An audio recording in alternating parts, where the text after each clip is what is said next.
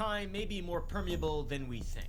Throughout history, mysterious photographs, inexplicable encounters, and technological anomalies have suggested that some individuals, some people, have crossed the boundaries of linear time. From Victorian academics stumbling through temporal rifts to modern internet prophets claiming knowledge of humanity's future. Time itself is the fourth dimension.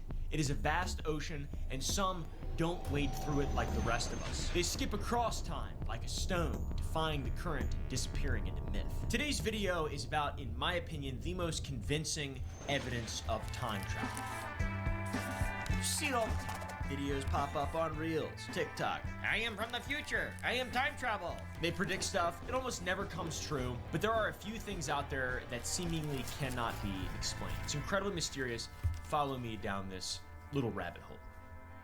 Peter Bergman, the man who erased himself in June 2009. A man arrived in Sligo, Ireland with the apparent sole purpose of erasing himself completely from existence. Peter Bergman, as he called himself, wasn't trying to change the future. He was methodically ensuring he would have no past before he died. On the evening of June 12, 2009, a tall, slender man with graying hair, perhaps in his 50s or 60s, made his way through the entrance of the Sligo City Hotel. When the thin man spoke, it was with a thick accent that was believed to either have been German or Austrian. He'd arrived by bus and he booked a 3-night stay at the hotel, paid for entirely with cash. Meticulous, he signed the hotel register with the name Peter Bergman. He provided an address, which was Anstatten 154772 Vienna, Austria. The address, investigators would later discover, didn't even exist. There was no home, no building, just a vacant, non-existent lot. We know from inquiries with the Austrian police that such an address does not exist, nor has it done so for many, many years. It's a vacant lot. And what followed over the next 4 days after Bergman showed up at that hotel succeeded in baffling investigators for over 16 years. Sligo, Ireland is a town full of surveillance cameras, making navigating the town without being captured on CCTV nearly impossible. But in spite of this, Peter Bergman successfully avoided capture for the majority of his time in the town, only being recorded a few times and for the most part, moving like a specter with purpose. Hotel CCTV, the only CCTV to consistently record him, captured him leaving 13 times, each departure following an identical pattern, carrying a purple plastic bag filled with items, returning empty-handed. Yet, despite extensive searches of bins, gardens, car parks, and the local dump, not a single discarded item from Peter Bergman was ever found. It was as if Peter's belongings had vanished into thin air. Something or anything that could have been used to identify Peter Bergman was being systematically and methodically disposed of by Peter Bergman himself. Peter also displayed an uncanny awareness of blind spots in surveillance. His movements suggested professional level training in evading detection, the kind typically associated with intelligence operatives or covert agents, but even experienced spies tend to leave traces when investigated. Bergman left nothing. The only clues we have are from those few individuals he interacted with, and what trace amounts of footage there are, it's a footage capturing his movements around Sligo, nothing more. On June 13th, he visited the Sligo post office and purchased 8 envelopes as well as stamps, indicating that somewhere out there are perhaps 8 letters he wrote in his final days. And witnesses saw him reading and writing at the bus station days later, even tearing up paper and disposing of the scraps, yet no letters ever surfaced and none of the discarded paper was ever recovered successfully. No one anywhere in the world has ever come forward claiming to have received correspondence from Sligo during that time from Peter Bergman. 8 letters to 8 people who either don't exist or refuse to acknowledge their existence. And on Sunday, June 14th, Bergman took a taxi to Ross's Point Beach, a peninsula with beautiful, amazing views, and he had asked for a nice, quiet beach where he could swim. Though he carried no towel, no swimming gear, and when they arrived, he surveyed the beach briefly, seemed satisfied, and proceeded to enter the taxi and return to the hotel without ever actually stepping onto the beach.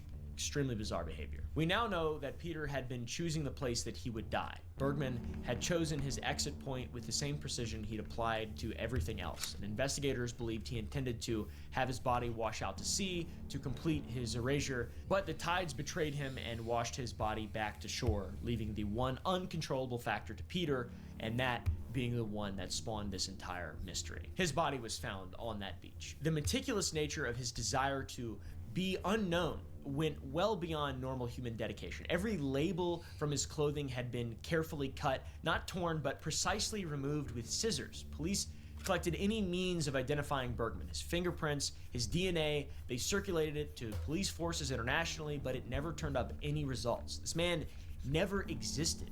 What possessions he did have on his person when his body was discovered never provided any clues to his identity, unfortunately, either. And even with the help from the public, the media, the internet, trying to identify him through the hopes that a member of the public may recognize him both at home and abroad in mainland Europe, they never found any answers. Nothing ever came out. It wasn't just that Peter Bergman didn't exist, it was as if he had never existed and nobody had ever known who he was. The autopsy for Peter revealed perhaps the most puzzling aspect of all. The man who'd called himself Peter Bergman was dying. He died of drowning, but he had many other afflictions in his body which must have left him in incredible and constant pain. He had advanced prostate cancer, bone tumors, and evidence of several previous heart attacks. And on his body were 55 aspirin tablets, but toxicology reports showed no drugs or alcohol in his system, not even aspirin. So the lack of any form of painkiller or drug in his system may indicate that he was intentionally avoiding treatment. This detail is terrifying and haunting. A terminally ill man with maybe weeks to live at most, traveling internationally, disposing of his belongings and maintaining a careful facade, all while enduring pain that should have been unbearable and would have been to most people. It suggests either Peter Bergman possessed superhuman willpower or access to pain management techniques that are currently unknown to modern medicine. Because he's a time traveler, that's the implication there. But what followed was a 5-month investigation that expanded internationally. Interpol was notified, databases across Europe and America were searched, media appeals ran in multiple countries. Not one person has ever come forward to identify Peter Bergman.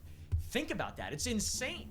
In our completely interconnected world of social media, facial recognition, and digital footprints, a well-dressed European man with a gold tooth, distinctive appearance, completely vanished, and 16 years of investigation have yielded nothing at all. It's kind of unbelievable. It's very interesting. No missing person report matches, no family searches, no employers wondering where the this guy went, no medical records show treatment for any of his various terminal conditions. This man never existed and didn't want to exist anymore. All these incredibly interesting details along the way have only served to build this legend into something disproportionate from what he would have ever wanted, which I apologize. I realize the fault in what I'm doing currently. I apologize, Peter, but he navigated CCTV blind spots with precision, suggesting either extensive reconnaissance or foreknowledge of camera positions. He crafted a completely fictional identity with untraceable details. He functioned at high levels despite terminal illness and no pain medication, and he made multiple bags full of physical objects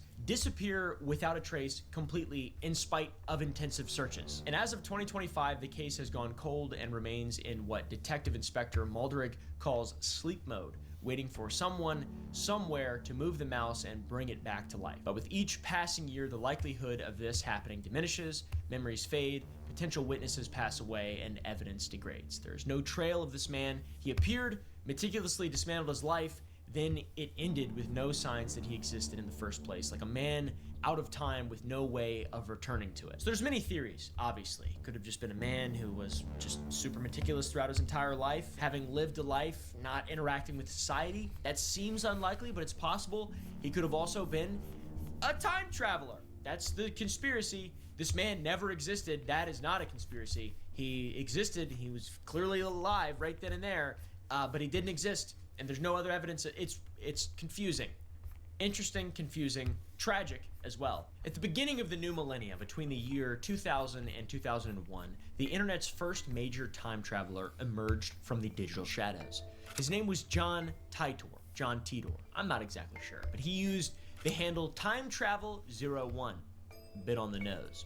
He claimed to be a soldier from 2036, sent back to 1975 to retrieve an IBM 5100 computer needed to debug legacy systems that were facing a catastrophic timeout. As a computer guy, this is hilarious. But as a cave-dwelling troglodytic conspiracy theorist, this is convincing. His detour to our era was personal, but during his stop, he wanted to check out the interest in time travel online. He shared his insight and story on the near future on an Anomalies Network messaging forum that has been archived from 2001, in other chat rooms from 2000, as well as in archived faxes that he reportedly sent in the late 90s. This dude was really wanted to get his message out there. Now, one thing that has to be acknowledged, John's technical knowledge was disturbingly precise. He accurately described the IBM 5100's hidden ability to emulate mainframe systems, a feature that IBM had deliberately kept secret and wasn't publicly confirmed until around 2000, conveniently when John began posting on forums.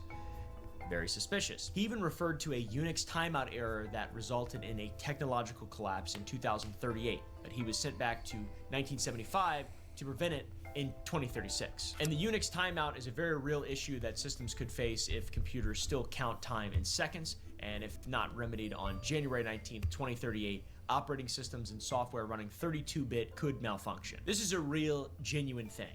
Very easy to fix, but real and genuine. And his C204 time displacement unit, manufactured by General Electric in his timeline, operated on principles of micro-singularity manipulation that aligned eerily with acknowledged theoretical physics. He posted detailed schematics, operating procedures, and safety protocols that demonstrated a sophisticated understanding of both engineering and temporal mechanics, at least based on our understanding. And his explanation of time travel suggests the multiple worlds theory to be the correct theory for our reality. And with every jump through time, a new world is created, so you can't influence your future, which is why there's no chance of a paradox being created and he could interact with people from the past and share knowledge like he was doing, which to me that makes the most sense of, the whole butterfly bullshit, nonsense, or whatever.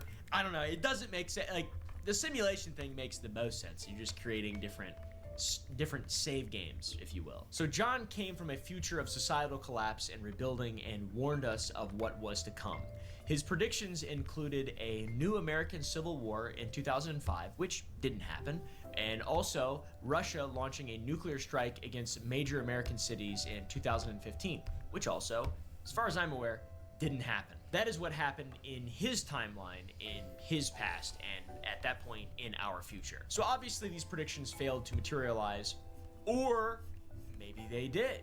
Tidor himself invoked the many worlds interpretation, claiming his presence created a new timeline with roughly 2.5% divergence, meaning with every new world created, it was roughly 2.5% different from the previous one, and perhaps this 2.5% divergence prevented the 2005 US Civil War from coming to fruition, and thusly preventing the United States from being in a weakened state to embolden Russia to launch a nuclear strike in 2015. Now, you could say he was just wrong, or you could say his warnings may have succeeded in their purpose, which steered us away from a dark future. When a weasel chewed its way into one of the electrical transformers of the Large Hadron Collider, it sent reality into a freefall, landing us in the weasel timeline. But that doesn't line up since that was in 2016, 11 years after the supposed Second American Civil War. So I'm not exactly sure. We were also supposed to get nuked by Russia before the weasel timeline. So maybe we're in 3 or 4 different timelines. There's just all this divergence. It's entirely possible that the John Tidor story could have been an elaborate but well-informed hoax from someone seeking to provoke a reaction by stirring up conspiracy theories online. It's very fun to do that, I have to admit. Whoever John Tidor is, they are a relatively intelligent person. That much is inarguable. They detailed features of long, out-of-date computer systems that weren't known outside of small circles familiar with their development. It's perfectly possible that he worked at IBM and was just a regular-ass guy, but in the forum posts, many people challenged the assertion that John is a time traveler with various thought experiments and questions to challenge his knowledge of our time. Which, of course, with the caveat that if his answers are wrong, it could be justified under the 2.5% world divergence, or he just gives a reason why he won't, can't, or shouldn't answer. So pretty convenient. So far, he didn't predict shit, and yeah, kind of a loser, to be honest, but very interesting nonetheless. Additionally, the Tidor case took a strange turn when the investigations traced connections to the Haber family of Florida. Larry Haber became CEO of the John Tidor Foundation in 2003, and posts made by Tidor in chat rooms share that he comes from the same geographic area as Larry. And some comparisons have been made of John Tidor's writing style to that of Larry Haber's brother Maury, with Maury even responding to a video denying his involvement, but alleging that there would be consequences if activity like this continued. Some of the language that was compared as being consistent between John and Maury are very common phrases, so it's not what I would exactly call a compelling piece of evidence that they could potentially be the same, but I'm not sure. No one has definitively claimed authorship of John Tidor's writings. The mystery endures because Tidor created something more than just a hoax. He crafted a mythology that continues to influence contemporary conspiracy culture. He's a legend amongst the troglodytes. This is Frankie, my dog, my best friend, and the healthiest pug in the entire world. One of the reasons she's so healthy is because of today's sponsor, Sundays for Dogs. This is Petey. Petey is also very healthy, but a little bit more picky than Frankie. And being a busy adult man with like 3 or 4 full-time jobs, it's difficult to give my dogs the care of making my puppies very happy and healthy. Charlie Chaplin began his comedy captured on film in 1914, but in 1928, he would capture something totally out of the ordinary for the very first time. The Circus, the latest masterpiece from the legend Charlie Chaplin and his funny little mustache, was poised to be an overwhelming success. The Hollywood premiere was a spectacle in its own right, and it attracted crowds of eager viewers. The air buzzed with anticipation as everyone who was anyone clamored to witness the newest creation from the genius who revolutionized on-screen comedy. He's kind of like me. Not really. It's really, that was supposed to be ironic, sarcastic, and stuff. It was supposed to be Cameras captured the entire event, immortalizing the electric atmosphere and the immeasurable excitement to watch this funny little man with his tiny little mustache. The event included a vibrant pre-show prologue titled Ballyhoo, which dazzled the audience with a live performance by Sid Grauman's 3-Ring Circus. Pretty epic stuff. The circus, I feel like, is underrated. We need to bring the circus back. Did it go anywhere? I don't know nothing about the circus. Never been to one. Don't know what it is. Seems cool and the music's funny. While filming the eagerly awaited premiere, the camera not only captured the excited crowds and circus acts, but also focused on a zebra statue outside of the event. This little zebra statue. This little guy. And in the scene, it recorded a woman in a heavy coat strolling past, seemingly engaged in a conversation on a BlackBerry, a phone of some kind. What is she doing? Why is she doing that? Hello? This is before any form of mobile phone. No. Hello? I don't even know what phones looked like in 1928. It was probably the little horn thing, little horn that. Hello. In today's world, that is completely mundane. It's a totally normal sight to see someone walking around going, hello. Something so ordinary that we wouldn't spare a second glance or thought to that.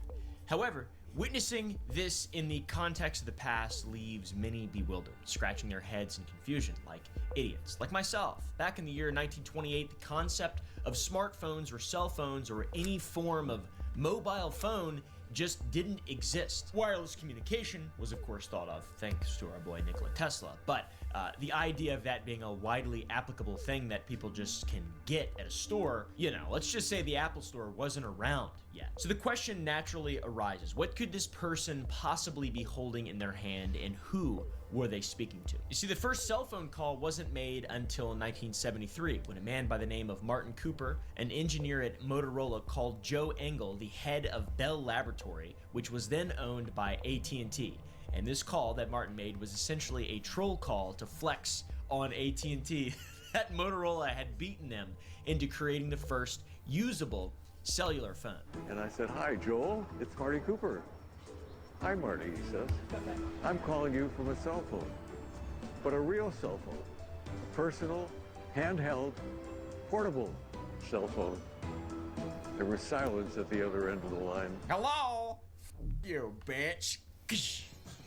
All right, I'm gonna listen to the Immigrant Song by Led Zeppelin because it's popular right now, said Martin in 1973. Mobile phones predate cell phones. You could easily argue that. Sure, Bell Systems mobile telephone service in the 40s is one of the very early iterations of a mobile phone. But still, those were not handheld, and footage displaying them shows them in vehicles because the equipment to utilize them weighed approximately 80 pounds. And I don't see that bitch near that zebra carrying around an 80-pound backpack. The premiere of Charlie Chaplin's The Circus featured someone seemingly talking into a smartphone-sized device, a brick, if you will, spurring the theory that this was in fact a time traveler captured unknowingly on film. And the first cell phone used by Martin to mess with Joel was the size and shape of a toddler's rain boot, which is epic. I wish they would make these pieces of shit the size and shape of a toddler's rain boot. Toddler's Rain Boot, also an excellent name for a band. Comment down below your favorite band names. I've been thinking Frankie has hepatitis B as my new band name. So this woman is potentially the earliest example of a cell phone being captured on camera before its invention, but it isn't the last. In the 1930s, several moments captured on film have time travel theorists raving and ranting.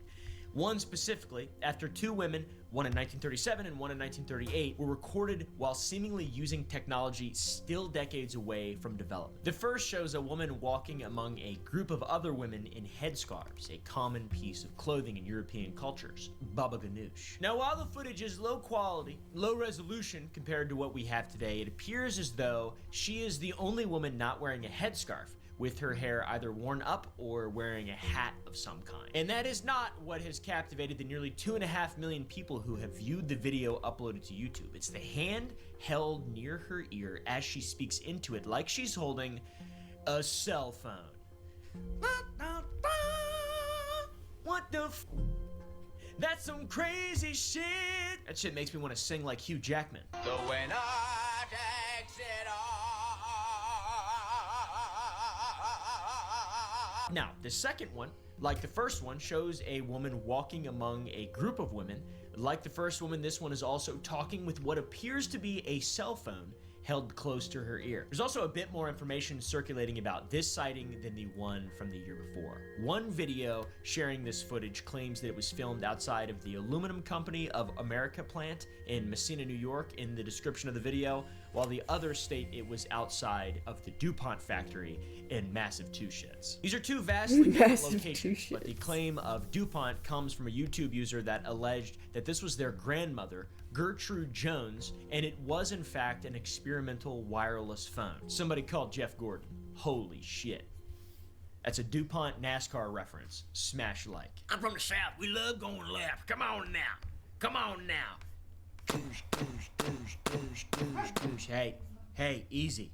I don't know what it is about this little Kalashnikov that she doesn't like. Now, this claim, of course, is an unverified claim, and if it were true, this recorded cell phone call would come 35 years before the first verified cell phone call, and on a device 1/10 of the size. Now, skipping a few years ahead to 1943, the peak of World War II. This was a big year for time travel theorists, with what looks like two being photographed in public using what also appears to be a cell phone. The first, taken at Towan Beach in Cornwall, shows a man on the beach wearing a full suit looking down at his hands, which are held in a manner all familiar in today's society. He's probably scrolling Instagram Reels and or TikToks. It looks like he's messing with and a or button. watching videos What are you of talking about? Jesus appearing into frame using AI while a song that goes like this plays. I got Jesus. I got all that I need. This guy looks like he's looking down at a phone screen. That's what it looks like. No, it It's a sight doesn't. that might have otherwise been overlooked had the man been in attire more appropriate for the beach, you know, a bathing suit. But the fact that he's wearing a full suit whilst looking down is a combination of weird factors that has drawn the attention of conspiracy theorists, aka troglodytes like myself. This photo gained attention after a colorized version of the image was spotted by Stuart Humphreys back in 2018. Of course, it could just be a shell that the man picked up off the beach that he's looking at, or it could be a cell phone. The same year, however, in Reykjavik, Iceland, a photo was taken that has more conspiracy theorists shouting about the legitimacy of time travel. By the way, it's Reykjavik. I know. I just like making people mad, so they comment. In 1941, during World War II, to block Germany from taking control of Iceland's shipping lanes and airways, the then neutral United States landed troops on the North Atlantic island of Iceland. The occupation of Iceland continued throughout the war, despite Iceland remaining officially neutral the entire time. During this period, a photograph was taken in the southwestern town of Reykjavik showing U.S. forces milling about the street along with local residents, but someone stands out upon closer inspection of a photograph. A suspicious man was photographed.